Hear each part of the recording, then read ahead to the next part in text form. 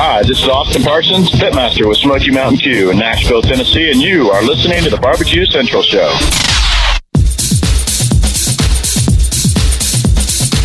Happy to have you aboard here for the really big barbecue show. Boing.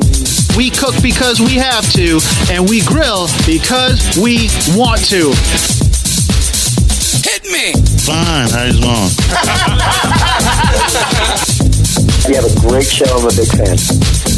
Boing. So what seems to be the problem here? This man looks like he's dead, and he's in the crackle.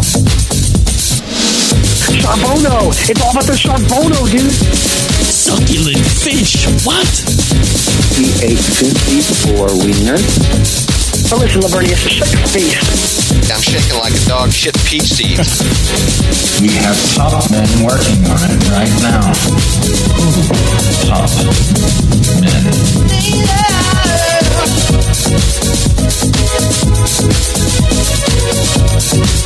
All right, welcome into the second hour. We are here. We have done it once again. We've made it into hour number 2 of the Barbecue Central Show, where we only talk about the most important items of the barbecue and grilling industry. The show originating from Palm City, USA, Cleveland. Still to come on the show this evening, Ted Conrad in about 13 minutes from now. Chris Young's going to close out the show 35 past the hour. We say good evening to those of you watching this show tonight through one of our video streaming platforms. You can go to Facebook or Twitch/BBQ Central Show. You can also watch on YouTube, which is youtube.com/@BBQ Central Show. We have a new YouTube poll question of the week, and I am shocked, dare I say, aghast at the percentages that are being puked up on here during the poll. Not returning your cart to the cart corral is worse than not covering your cooker. 62% of you are saying no, it's not worse. I'm shocked. I'm appalled. We will continue asking our guests, which, by the way, 100% of guests are agreeing with me that not returning your cart to the corral is worse than not covering your grill. Why wouldn't you cover your grill? But why wouldn't you return the cart to the cart corral? Why wouldn't you do both? I mean, why are we picking one over the other? I don't want to be hypocritical, but I do love to live there. But given the distinction, or making a distinction between the two, not returning the cart to the cart corral proves what kind of a human you are, to say the least. And we will continue to update the percentages as we move on. Coming up on the best moments of the Barbecue Central Show in 10 minutes or less this coming Friday, episode 302, taking you back to September 9th, 2008. And this time around, we are featuring me and a guy by the name of Walt from Wilton. Walt mentioned a number of weird things. So let me back this up here just for a second. Back in 2008, through many years of the show, I used Skype as an interface, both for two different ways. I would connect to guests that way, and then Skype also offered you a landline number opportunity, so I would give out a number. It used to be 216-220-0966 was the hotline number. You could call in, ask questions on the show. People rarely called in, especially as the show continued to mature in age and decorum. I think people were a little nervous about jumping on, possibly sounding a little bit like a maroon to the barbecue and grilling public. They cared. However, in the early days, there didn't seem to be the same amount of reserve on these callers. For instance, this guy, Walt from Wilton, he calls in, mentions a number of weird things during the call, was asking me where I was from up in that area, because I'm from Saratoga Springs originally. Grew up there until middle of 6th grade when we moved to Cleveland, Rock and Roll Hall of Fame City. Was asking, are you related to? It was very weird, stalky, kind of. And ultimately, he works his way around to how he barbecues horses. This show was a request from a fan who does seem to point out, as I was listening to John talk the show out, I was a little bit put off by the fact this guy was talking about barbecuing horses. which is counter to my longtime stance on being pro horse meat eating. And by that, I mean being able to secure a choice to either eat horse meat or not eat horse meat, which we're not allowed to do at all legally at the moment. There is no choice. You can't eat horse meat here in the States. You either have to go to Canada, you got to leave the country. I think you can do it in Mexico. Certainly you can do it in France and Germany. A lot of European countries you can eat horse, but you can't do it here. So that's what I'm talking about when I say pro horse meat eating, getting the choice to do that. I don't think the groundswell and the beginnings of horse meat. What was that? Stand by.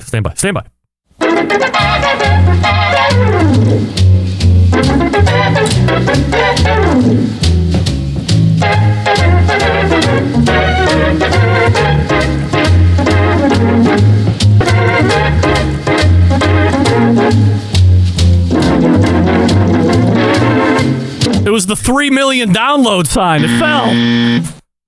Looking all around, trying to find what potentially fell off. I'm looking right at it. And finally, I realized, well, that's not in the right place. It was the 3 million download sign that my parents and my sister sent me when the show crossed over 3 million downloads. Oh, my. Look, let me get back to the point I'm trying to make here. Walt from Wilton calls in. I appear to be put off. Have then been pro-choice on let's have a choice to eat horse meat or not. This horse meat movement didn't happen for many years after that. So that's something that we grow into. So don't be colored in any way about my issue with Walt. I hung up on. I don't want to ruin it, but I just did. But it's still worth the listen. Notwithstanding Walt from Wilton, and I don't even know if we're withstanding him or not, a legendary caller in the early years of the show, Dan from Wauchula, also makes an appearance during this episode. Dan, in my mind, is an absolute legend when it comes to the old-time callers to the show. I have no idea what's happened to Dan, but I hope he's doing well. Also, it gives you a peek into what kind of show was happening almost 15 years ago, which you may or may not like. So look forward to the best moments of the Barbecue Central show, where you will not only get a Walt from Wilton workaround horse McGillicuddy, but you will also get a call from Dan from Wauchula and his pal Weasel. It's great. You're going to want to listen to it. You can subscribe to the show by visiting thebbqcentralshow.com/subscribe, and then use one of the ways to do that. And don't forget, if you want to hear a guest or segment again you think's been lost in the archives, email John, Jon, at thebbqcentralshow.com and ask what you would like to hear, because that's exactly what you're getting this coming Friday. It's a show request. And there was another one that I saw in the hopper as well. Before we get to the next guest, which will be Ted Conrad from Fireboard, I did want to briefly mention, as I got a lot of text messages about the American Royal Open scoring issue. As I mentioned, many texts on Sunday asking if I heard what was going on during Sunday night. I was watching it happen live. Read a lot of social media posts, which I take with a grain of salt, right? Also, I read Rod Gray's post specifically talking about Sunday night and apologizing for the issues that caused the delay. I have talked with a few folks that were competing out there over this past weekend. At the moment, it appears there could be much more to the story than just some kind of technical glitch that caused the delay. However, I'm not going to be reckless and speculate on any of that until I hear back from KCBS on exactly what happened that caused this, and then potential further fallout from this glitch as they're working through some things today as well. I did ask Rod Gray for comment before the show, because I told him I was going to be mentioning it tonight, but I hadn't gotten anything back at this very moment, that being 10 p.m. Eastern time at this point. So I will continue to track that and get updates from them as they give them to me, and then I will in turn give those updates to you if you're not following them socially at any point. And we'll see how it goes. But again, I heard all about it because I was watching all about it. I say congratulations to the Invitational winners and the Open winner. Ted Conrad is ready to go. We're going to be talking to him here in just 1 second. Before we get to Ted, I'm going to talk to you about Franklin Barbecue Pits. In fact, a week ago Saturday, I was in the physical presence of a Franklin Barbecue Pit over at Hartville Hardware in Hartville, Ohio. Now a certified dealer of Franklin Barbecue Pits. So now, aside from just talking about them, I got to put my hands on them and run my hands over the welds. One of the attention to detail items that I saw, you have the handle where you open the big main chamber. So a lot of times, this is just a solid piece. You hike it up. If you're building momentum, this is a heavy door. I mean, it's not 900 pounds, but it's a heavy door because it's a solid piece of equipment. As you lift it, the handle itself is built to roll. So as you build momentum, you're not losing it because the handle is stuck in your hand. Now you're like jerking it up. It's a nice, smooth action. The handle just rolls in your hand, almost like a dough kneader, or as we call it, a rolling pin. What an idiot. Franklin Pits are primarily made of 5/16 and quarter-inch American-made steel. Those are strong. Anything that sees heat, engineered to be incredibly solid and should last a century or more if cared for properly. You can't overstate how important the thickness of the steel is. Guaranteed professional-grade heat retention, which is key to producing good barbecue. Every Franklin Pit unique to itself. Its own patina, natural markings, even its own number badge. Franklin Pits can be found at fine barbecue specialty stores in select regions of the country. And if you're a fan of the show and you happen to own such a store and you wish to become a certified Franklin dealer, you visit franklinbbqpits.com and fill out their dealer form. Now, maybe you're a fan of the show, but you want to own a Franklin barbecue pit. You don't have a certified dealer just near you. You can also visit the same website, franklinbbqpits.com, and purchase a pit right there. Your new Franklin Pit will ship right to your driveway. If you have any questions along the way, make sure you use the Contact Us link at the bottom of the website. Remember, West Wright from cookoutnews.com has one and uses it regularly and talks about how easy it is to use. Season it up, learn how to build a fire, and learn why I say the best tasting barbecue is from an offset pit. There's just no two ways about it, my opinion. FranklinBBQPits.com. That's FranklinBBQPits.com. And we're back with Ted Conrad right after this. Stick around. You're listening to the Barbecue Central Show.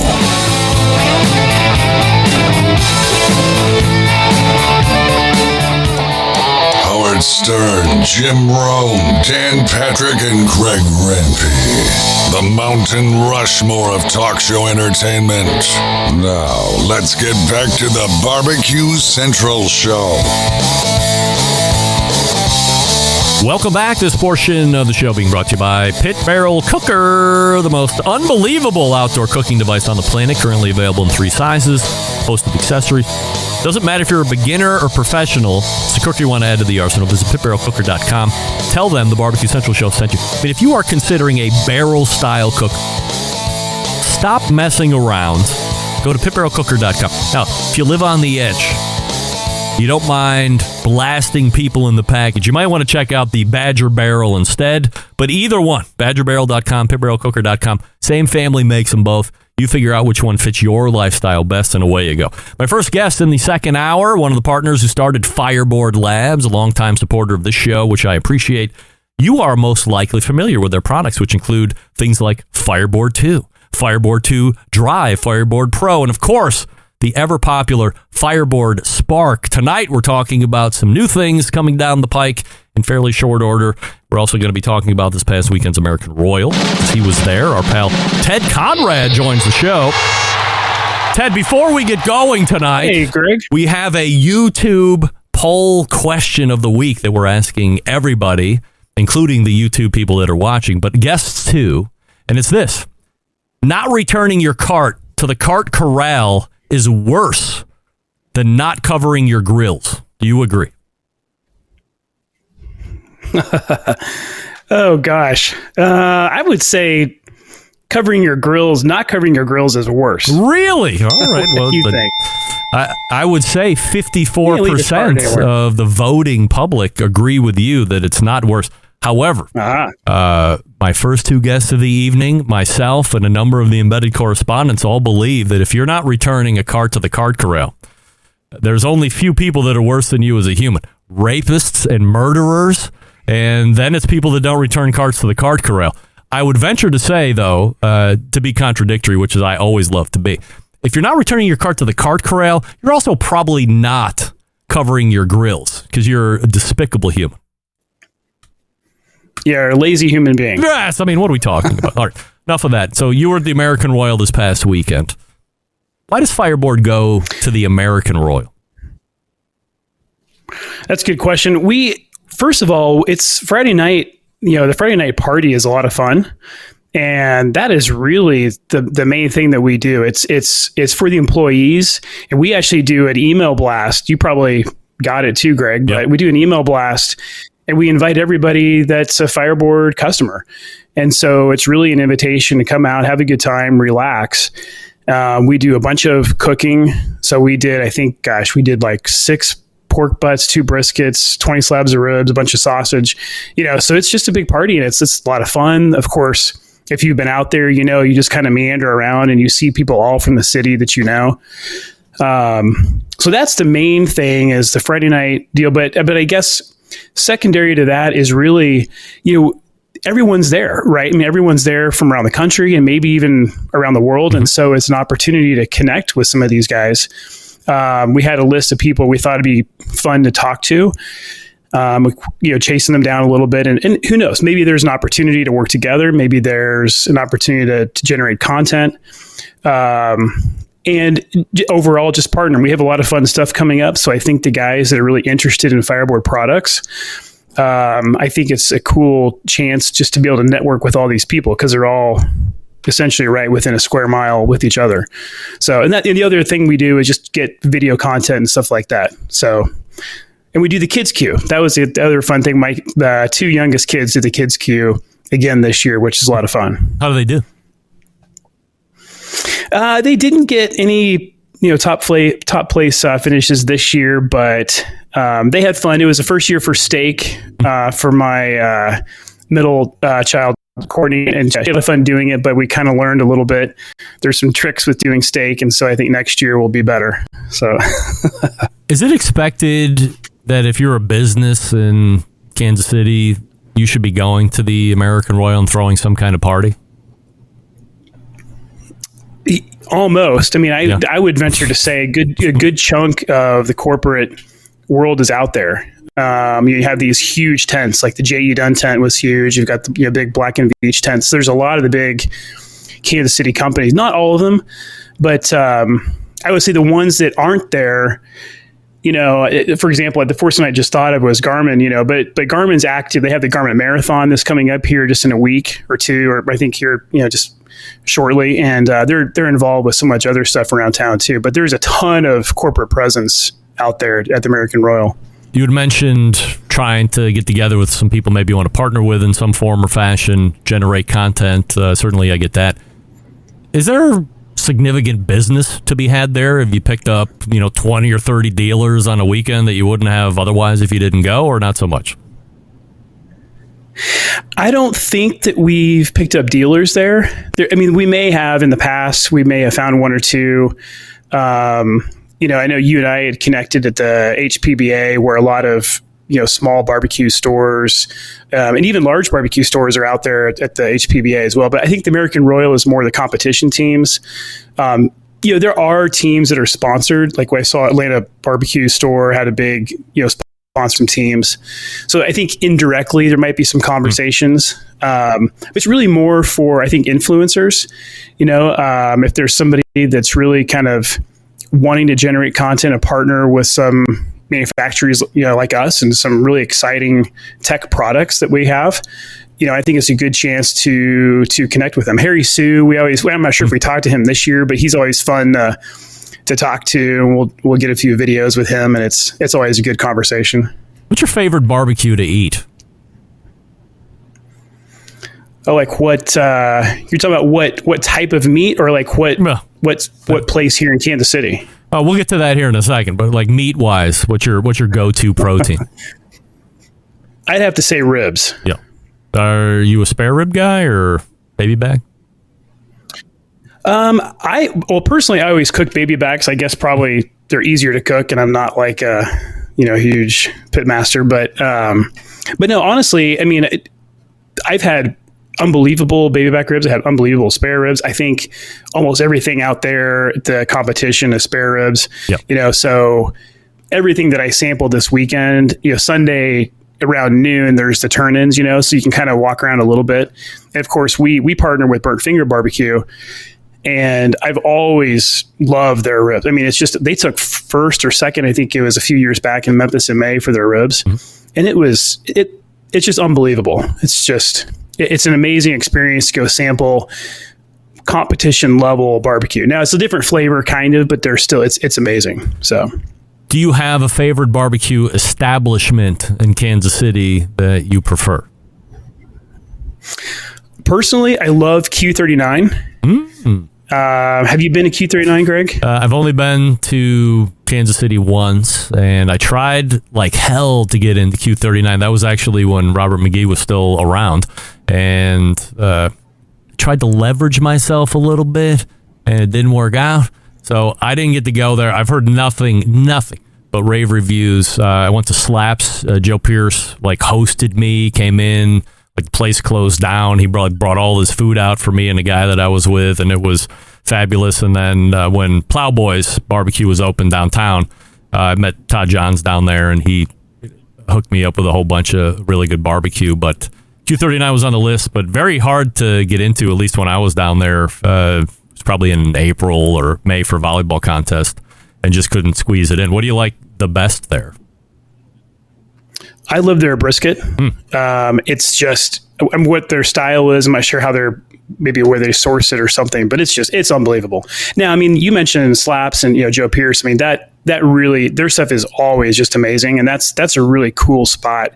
They've got this really cool outdoor kind of covered patio, and so if you go there in the fall or the winter, it's kind of like their heaters are going. So that's kind of a neat, and their inside place where they're serving from, the kitchen is really small. And you kind of go out, you kind of meander outside, which is kind of fun.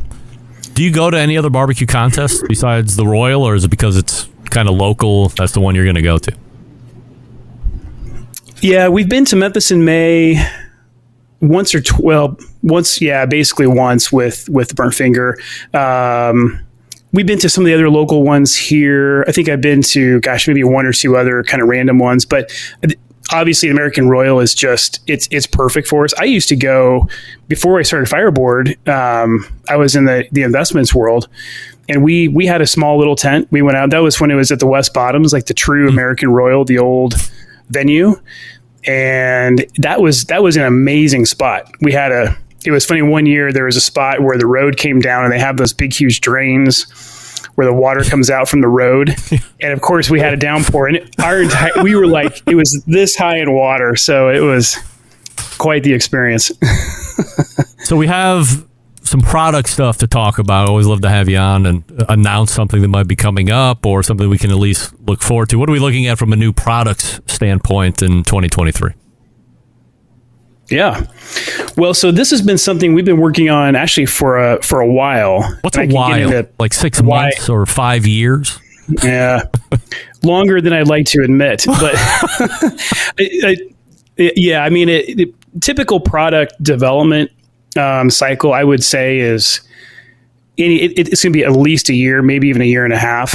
If you kind of start from when you really get going on the design, and then you get prototyping and beta versions, and then early production batch. But this has really been more than 2 years, and I can get in again. There's a lot of tech stuff we've had to really go through. Why that's kind of made that complicated, and if we're a small team, right? So we don't have teams of engineers that are all cranking on this. So we've got a kind of lean and mean group. We're able to get stuff done, but sometimes it takes just a little bit longer. But no, tonight, Greg, what I was going to share with everyone, this is really the first time we've kind of got out and shared this too. I mean, we've talked to some people at the NRA, which is the restaurant show, but we have what we're calling the Fireboard Beacon, and I have it here in my hand. And you can see this is a small device. It's essentially a wireless sensor. And so for the audience that's most likely listening, which is, cooking, barbecue, I want to just preface this by saying this is primarily geared towards restaurants and grocery stores, cold storage. However, I think there's a pretty compelling use case for really anyone. I mean, there's 2 temperature sensors inside of this. There's also humidity, and then there's also an external probe port. It's a little hard to see on the my camera. You can kind of see that. So any of the Fireboard ports or the Fireboard probes will plug into this port, and so you essentially have the ability. This thing can be placed very long range. So what this does, we're calling this S1G technology. So it stands for sub 1 gigahertz. So this is transmitting at a lower radio frequency. And what happens, the lower your radio frequency is, the further the range goes. And Wi-Fi, Bluetooth is like 2.4 gigahertz. So you don't really get the range. So this guy, we actually tested it today. I think we tested it at 0.7 miles. So and that's a clear line of sight. Yep. Now, if you're inside of the building, but the whole idea is you could go into a grocery store or a restaurant and you could go stick this in your walk-in fridge or freezer, and you just basically put this up on right inside that walk-in, and you have connectivity outside of those metal walls. So it's a beautiful thing for installation. And I know people have, they have like their wine cellars, they have their cigar humidors, they have all sorts of, like even a deep freeze at your house. If you want to track that, just buy one of these, stick it in there, and you're done. And the batteries will last for about 2 or 3 years. AA battery, so it's super easy to swap out. So you had mentioned something that I was just thinking about from a use standpoint. Not only sticking a thermometer probe in there, to have 4 or 5 or 6 of those for my Fireboard 1 that I use all the time, but I have just right to the left of me here a 400 count cigar humidor, like looks like a dorm refrigerator kind of thing for college, but it's a cigar humidor that's been manufactured that way. So I could stick that in there, and then I have, I don't know, it's 2,500 square foot house. I'm in the basement, so if I'm 1 floor above with just floor joists and some flooring above me, this is gonna make it through to the phone or the app to let me know what my humidity is, because humidity is key in the cigar humidor. Yeah. Oh yeah. So just to kind of peel back the layers a little bit and explain how this works for people. As I mentioned, this is a 900 megahertz wireless sensor, basically. That transmits over to the Fireboard 2, and there's a little antenna that will essentially give people, but the antenna sticks into the Fireboard 2. The Fireboard 2 can then receive information from all these sensors. So if you had 1 of these, or if you had 30 of these, or whatever you want to do, it would go back to the Fireboard 2. And the Fireboard 2 then, of course, has your Wi-Fi connectivity, goes to the cloud. And I think it's worth mentioning, Greg, I mean, this is really just kind of the beginning. So the Fireboard S1G technology, this is the first device, but we have many other devices planned and already under development. And so I think that's key for people. And this is sort of like the revealing of sort of this technology and the power of it, in that it's really better than Wi-Fi with these connected sensors. I didn't think I was going to ask this question yet, but as you're talking, in my very dim mind is able to start connecting the dots here. Could I assume that Sub 1 is going to be the entrance point into the wireless thermometering for Fireboard, because it's not Wi-Fi getting tamped down? You close a lid and you hear like the meter and some of these other ones, quickly they're out of range. That's been the knock against meter forever. Is this something that you could see being in a scenario of some sort? I guess I'll just leave it to your imagination, but I'm taking that as a yes. There, my imagination running wild. Of course. Yeah, like I mentioned, the lower the frequency. I was just explaining this to my kids the other day. I was like trying to explain like sound frequency, and you get up to like AM radio. Yeah. I mean, AM radio you can hear for like hundreds of miles in some scenarios. It's crazy, right? So, I mean, the lower the frequency, the better the range. So I think going this direction is going to be a winning strategy in the long run, but it's hard. It's that some of these devices, you don't get to buy just a Wi-Fi module and stick it on a board and have it work. There's a lot of custom stuff that we've done to make this work. And so all that hard work and technology, that's kind of what I mentioned earlier, where it's taking a little bit more time, but it's a good foundation that we're building for other devices in the future. So I think there's a lot of excitement. And again, I hope our customer base isn't disappointed this isn't like this cooking barbecue thing necessarily. But I mean, I think it works great for that. You can, you bring this out there if you've got like a barn away from the house and you don't have Wi-Fi connectivity. This is perfect for that. Yep. So I think the use case is really wide and broad.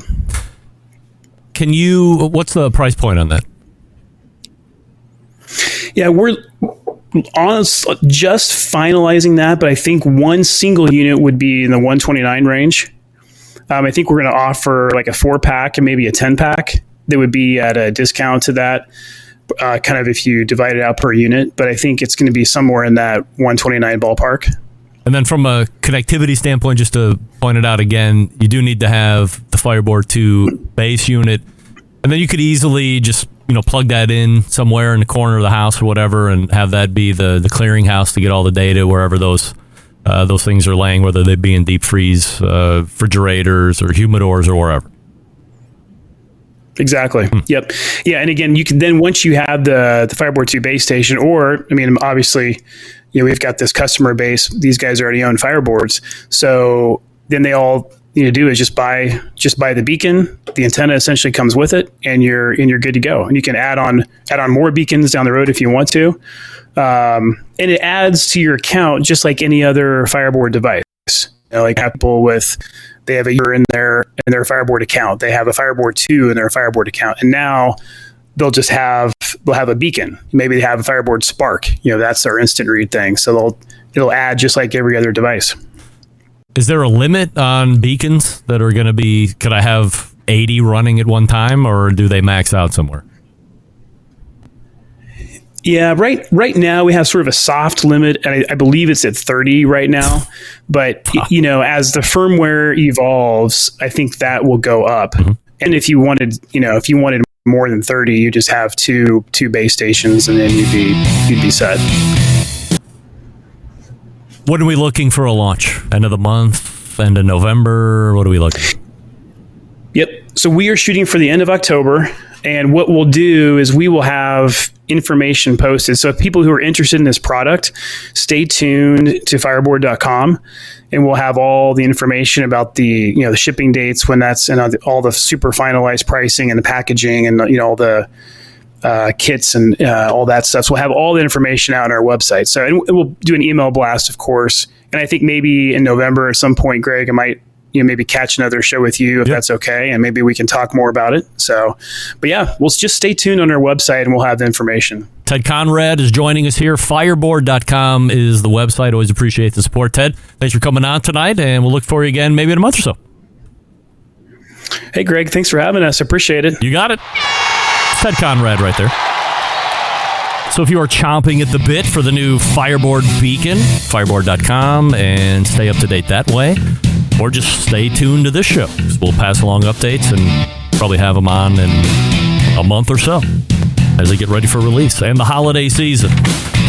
Hey, Chris Young from Combustion Inc. is ready to go. We're going to be talking about a topic that's going to blow your mind. Maybe two topics that will blow both of your minds. Before we get to him, we'll talk about Big Papa Smokers. Listen up, gang. Our friends at Big Papa Smokers have something special just for you, the listeners of this show, whether you're a seasoned pitmaster or grilling newbie. Big Papa Smokers is your one-stop shop for all things barbecue, from their championship rubs, mouth-watering sauces, essential accessories. They've got what you need to take your food to the next level, whether you're a competition circuit person or just a backyard warrior like me. The cherry on top is this. Big Papa Smokers is offering the listeners of the Barbecue Central Show an exclusive deal. Use the code REMPE, R-E-M-P-E. You'll get $10 off your next purchase of $50 or more of rubs, sauces, and accessories. And you can imagine the possibilities. Evaluating your ribs with Big Papa's Sweet Money. You can add Big Papa's Desert Gold to your chicken or vegetables, or better yet, pick up Big Papa's Double Secret to add to your steak. It's delicious. Head on over to BigPapaSmokers.com right now and start shopping and saving today. Don't forget to use code REMPE, R-E-M-P-E, at checkout. Claim your offer of $10 off your next order for $50 or more. Don't forget to check out Big Papa's full line of recipes at CookingWithBigPapa.com. And, of course, follow them on all social media platforms for amazing recipes. We're back with Chris Young right after this. Stick around. You're listening to the Barbecue Central Show.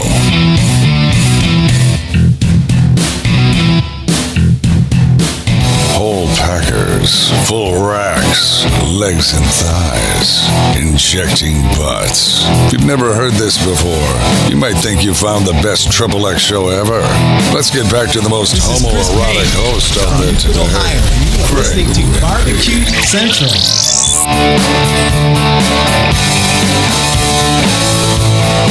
All right, we thank Ted Conrad from Fireboard, and now we welcome a brand new sponsor of the show, Aladino Cigars. Oh, holy crap! I can't believe this has happened. A family-run brand, a vertically integrated manufacturer known for its authentic Corojo tobacco, grown at the JRE Tobacco Farms in Honduras. This is the original Cuban seed of Corojo, its flavors, characteristics, all unique, bringing you back to the golden era of cigars in Cuba from 1947 to 1961. Their approach in blending prioritizes flavor to give contemporary smokers like me, like you, a sensational experience with a range of blends, making sure there is something for everyone to enjoy. You can find a retailer near you by visiting jretobacco.com. And if you're interested, if you're a premium hand-rolled cigar smoker and you've heard me talk on and on about Aladino Corojo Reserve specifically, got a box in the mail today. And if you want to try one or two, hit me up on the emails. I'll hook you up. You can see what that Corojo is really like. And I think you'll fall in love with it. Or if you have a retailer near you that you like to visit and they don't carry them, tell them, get on the JRE train. Let's go.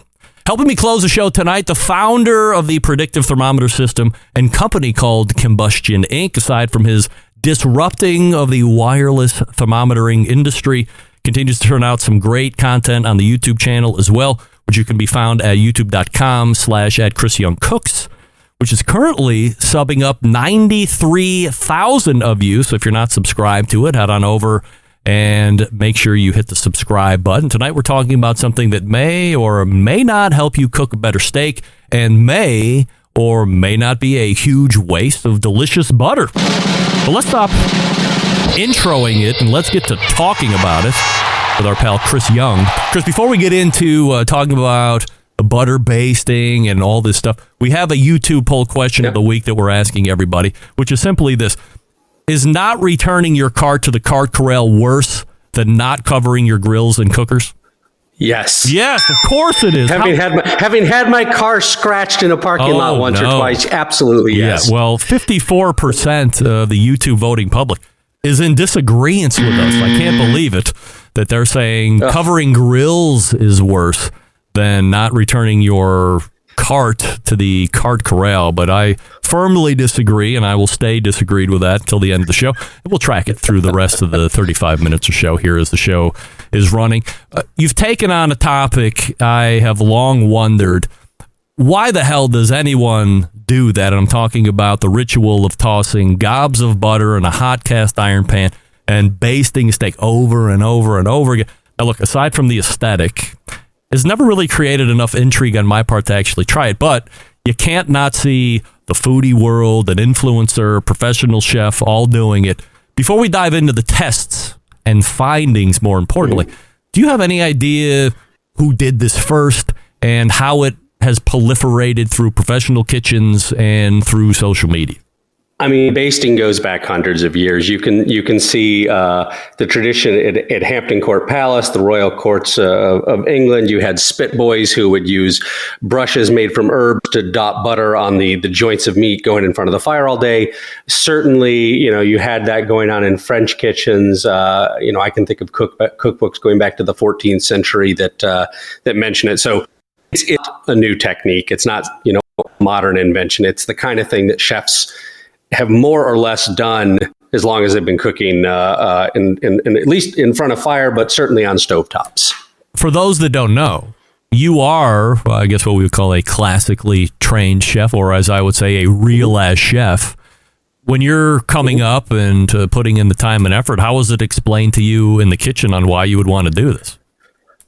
I don't even know if it was a restaurant job. I was cooking for a chef named William Malekis in Seattle, and it was just, this is how you do it. This is how we cook our guinea fowl. This is how we do the leg of lamb, base with butter, herbs in at the end, up on the high boy and rest. When I later was a chef at the Fat Duck for a number of years, we cooked a lot of our meat sous vide because our kitchen was tiny and it was incredibly practical. But again, we would finish frequently in a hot pan, basting with butter, basting with herbs. It's just something that if you do classical Western cooking, you're going to be taught it at some point. It's going to be just how it's done, which I think is even why, I didn't question it for years. It's just one of those things you do sort of almost ritualistically, and I've carried it with me ever since. So what's the genesis of the test? You've seen it on and on as I has. Yeah. You were doing it without question. I've always thought about why the hell would you do it, but never decided to chase it down further than that. What's the impetus? Yeah, no, I had a friend, Greg Koenig, who reach out to me via direct message on Twitter saying, "Hey, is basting bullshit and just something chefs do to play with their food, or does it really work? And if so, what's the right technique?" And, I think I was about to just start responding with, "Oh, here's how you do it, ba-dum. And I sort of never really tested it. I've cooked professionally over, 10 years in restaurants, and I've been writing about it for another decade and a half. It side by side, and you go on, you Google some things, and you'll see tons of opinions on Reddit and around the internet that basting speeds cooking, basting makes meat juicier, basting adds flavor, basting cooks more evenly, basting ruins skin, basting makes skin more crispy. And to me, that's all. There's just it's something that everybody does, certainly in the chefing world. Maybe not everybody, but almost everybody does it. It's certainly classical canon, and yet it hasn't really been challenged. It hasn't really been tested. So I have a temperature controlled induction burner and some nice Matuyo calipers. So I went down to Costco, got myself a bunch of tenderloins, and cut them exactly the same thickness, and tried a series of experiments for does it speed cooking? Does it cook more evenly? Does it keep the meat juicier? Does it add flavor? And, I think if you'd asked me at the beginning of the test, I would have said, well, yeah, it speeds cooking and it adds flavor, but it doesn't make it juicier. And I don't really think it cooks more evenly. That would have been my priors, what I believed going in. And there's some nuance to this, which tends to get lost in YouTube, or at least the YouTube comments. But for the most part, there's really nothing special about basting, and you can entirely skip it if you want to. It doesn't make cooking faster. Can I interrupt just for a second, Chris? Yeah, absolutely. I guess it's a two-headed question on cooking faster or cooking more evenly, and take either one in turn. Is it because it's hot liquid going on top of the steak, so you're getting, let's say, a double action of heat? You have the heat underneath, obviously, from the pan, but you now have heat from the top?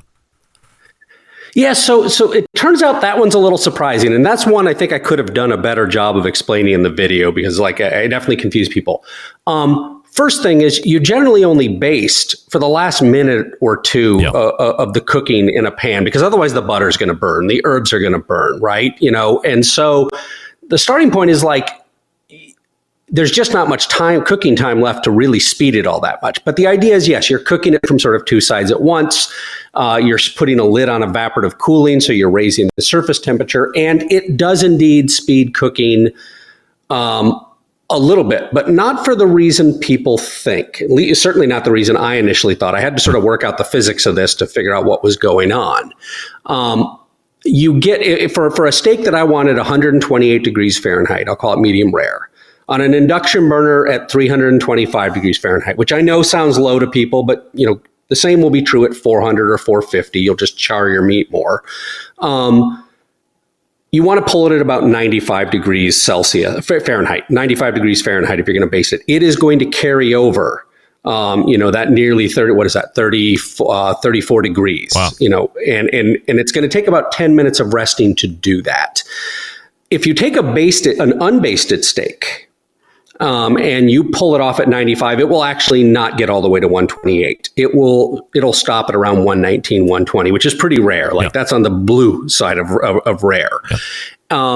And so if you cook the steak instead of to 95 to 105, 10 degrees hotter, it'll rest to 128. And that takes about an extra minute of cooking. So you go, oh, well, see, it is faster, except it's not, because there's less resting time required. And so by the time you're done resting, it's all a washout. I did this across 12 steaks. Everything was cut. Everything was as the same as possible. And all of the steaks finished within 45 seconds of each other, which is enough of a difference that just fluctuations in your pan temperature, the starting temperature of your meat, that'll swamp that. So my conclusion is no, it's not a time saver.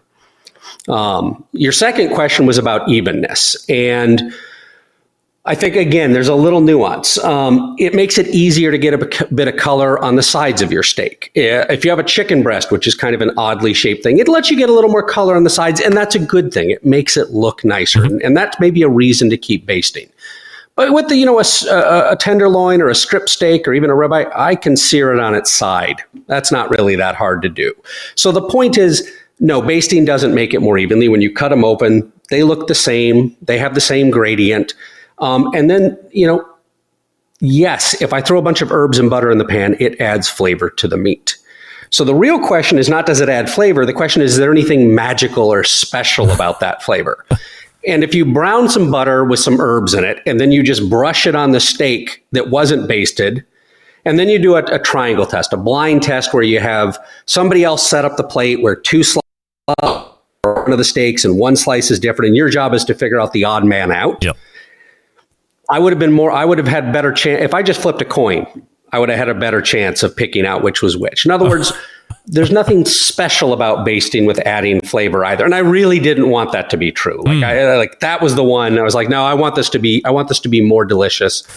And, so the point is it isn't faster. It makes it a little easy to get more color on the sides. So maybe that's a point in its favor.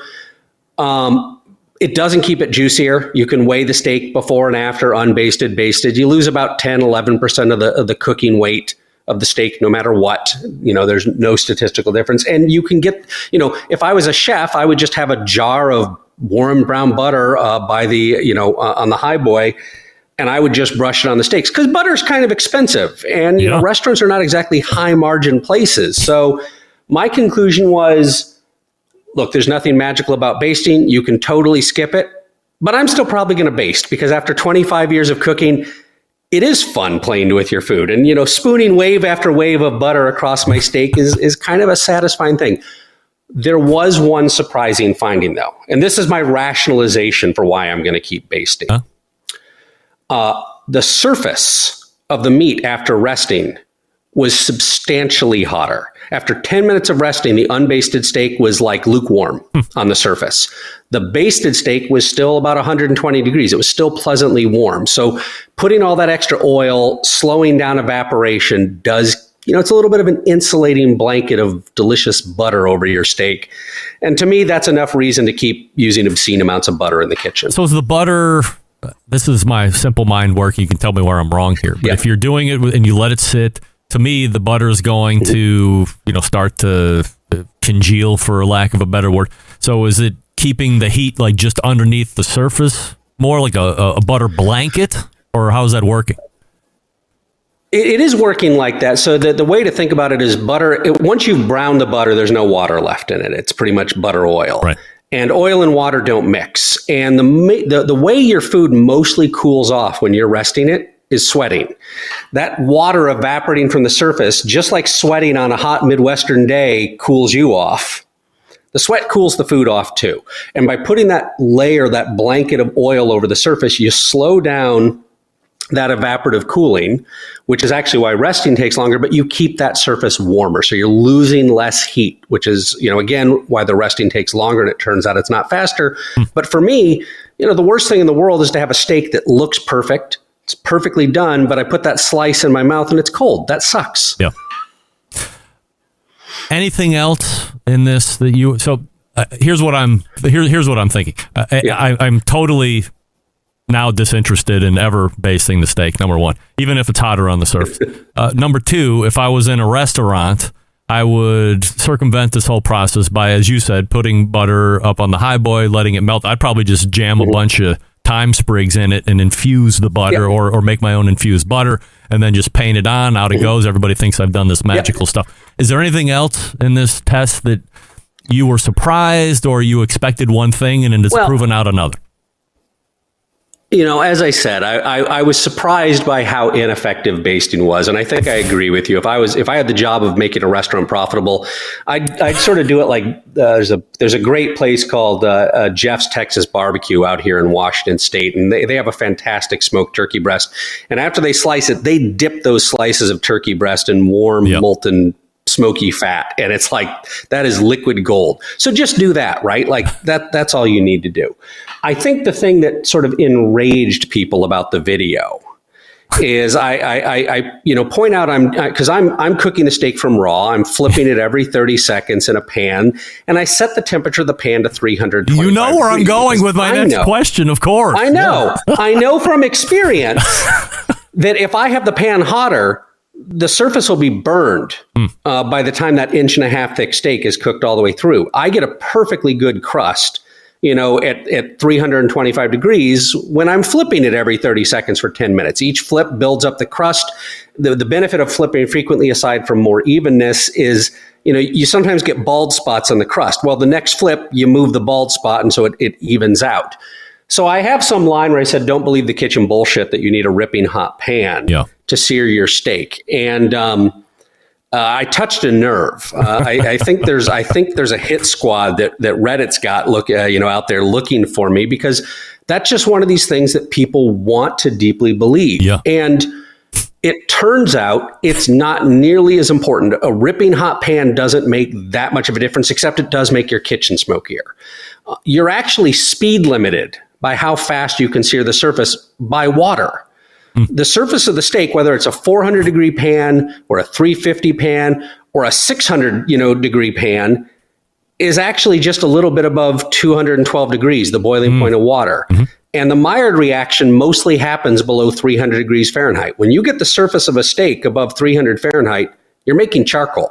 You're into pyrolysis. And this is an arguable difference, but if I do a steak on a charcoal grill, ripping hot, I get some charcoal. I get some charring on the surface. And up to a point, that can be pleasant. It tastes different than a pan-seared steak. Yeah. But that's just charring. And I can get that done in a 325 pan. I can get it done in a 350 pan. I can get it done in a 400 pan. And all of those pan temperatures, if I spend the same amount of time searing to get the crust, say a minute of searing, I get about the same amount of crust. I overcook about the same amount. The only difference is how much charring I get. And so when people say, well, you got to have a ripping hot pan, what they're really telling you is they like a little char on their steak. And on a grilled steak, I love a little char. On a pan roasted steak, I don't like char so much. Just the way I learned, just the way I cook. So it appears... That's another YouTube video that will piss people off. Yeah, well, I can't wait to have you back on after you do that so we can dig into it a little deeper. So when I sous vide my steaks, and then as they're getting ready to finish, I'll get the Primo ceramic cooker fired up to 700 degrees. Yep. And then I'm, 30 seconds, flip, 30 seconds, flip, 30 seconds, flip, 30 seconds, flip. Usually I'm good to go from there. So I'm not putting myself in a burn position at that point, even though I am, quote unquote, ripping hot. Yeah. And so, if I've got my Komodo or my I'm using a Weber at the moment for just a classic Weber charcoal grill, if I'm grilling a steak, sure, it'll be hot and I want a little of that charring on the edge, and that, I will start from sous vide, or I'll start from a reverse seared steak. That's probably the biggest difference, is pre-cooking the meat is going to give you a better sear because the proteins are denatured. They're more reactive at the surface. If you were to compare a steak cooked from raw versus one you've pre-sous vide or reverse seared, you're going to get a much better crust on the pre-cooked one. So I think that's an argument to always do it. But ultimately, the temperature of your sear doesn't matter that much, except it'll make your kitchen smokier. What it really is doing is how much char do you want on your steak? You want a lot of char? Get it really hot. It'll help. But if you just want a nice mired crust, you don't need to be that hot. Then I know that'll be controversial. Shaking the very foundations of what you thought about steak cooking, both in temperature to sear, and then, of course, this butter basting stuff that's been going on forever, is our pal Chris Young from Combustion Inc. How's business these days? Good. We're actually we are sold out of some of our products a little bit earlier, so we're scrambling to get back in stock. But it's going well. We've got a bunch of new software updates coming. The second generation prediction engine will be coming in November, and it is putting the foundation in for us to predict the stall. We in our laptop experiments, our development environments, we can now predict the barbecue stall. It's going to be a few more months before we have that loaded into the probe, but barbecue stall prediction, carryover cooking, all of that is coming, and there'll be some new things to announce next year too. Do you have are you experiencing supply chain issues as far as getting stuff to meet the needs? I will say it is better than it was 2 years ago. Yeah.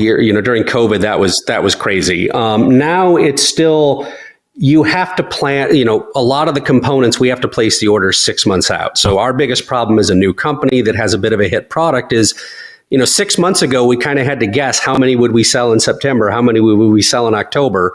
We guessed wrong, and so for the all summer we've been scrambling and scouring the world to find everything we need, and paying slightly exorbitant prices to get those components expedited to us. But that's our problem, not our customers' problem. You expecting to see an uptick for the holidays? Yes. I mean, we've been sort of seeing an uptick every month since we started shipping. So now we're sort of expecting the holidays maybe much bigger than we expected. And, customers seem really happy. We're happy with the reviews. And, the complaints we get are people basically saying they love it so much they want it to do even more, which is always a good problem to have. And so when I'm not making YouTube videos, I'm working with the math team trying to make the predictions the best in the world. Check out the YouTube video. If you're just tuning in now, you're hearing us talking about maybe you should or shouldn't be basting steak. Go to youtube.com/@ChrisYoungCooks, and you can check out that video and all his other stuff that he's working on. All great videos, by the way, very professionally done, high production value, which I appreciate. And you can see him here on the show every once in a while breaking down those videos in depth. Combustion Inc. Combustion.inc is the website, by the way. Yep. Anything else before I let you go? Greg. Nope. Thanks for having me back. Look forward to seeing you after the next controversy. Can't wait. It's Chris Young right there. Combustion.inc is the website. So if you're into predictive wireless thermometers, that's one you certainly want to take a look at. And if you're into high-level production of myth busting on a whole bunch of different topics, then Chris's YouTube channel is one you want to subscribe to. Almost 100,000. Probably be there in the next couple weeks or so. All right, let's go ahead and get out of here. All the way back in the first hour, we had Mark Williams from Swine Life Barbecue doing a little pinch hit for Malcolm Reed, who's out at some creator conference in Texas or wherever he's at. Great to catch up with Mark and see what he's up to. SwineLifeBBQ.com is his website if you want to check it out, buy some of his products. And then, for the first time in 5 years, Melissa Cookston made a reappearance on the show. We talked about Memphis in May.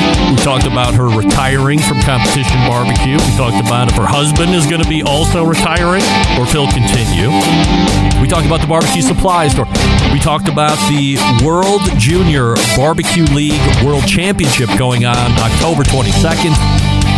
Second hour, Ted Conrad from Fireboard, fireboard.com, and close it out with Chris Young from Combustion Inc. That's combustion.inc, website-wise. And then his YouTube is youtube.com/@ChrisYoungCooks, where you can check out that basting steak video that we were breaking about.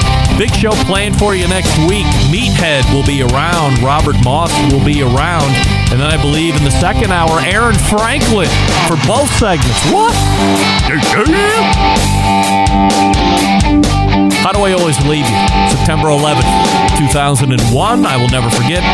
Until next Tuesday at 9 p.m. Eastern, this is your program host and proud U.S. American, Greg Rempe. Good night now.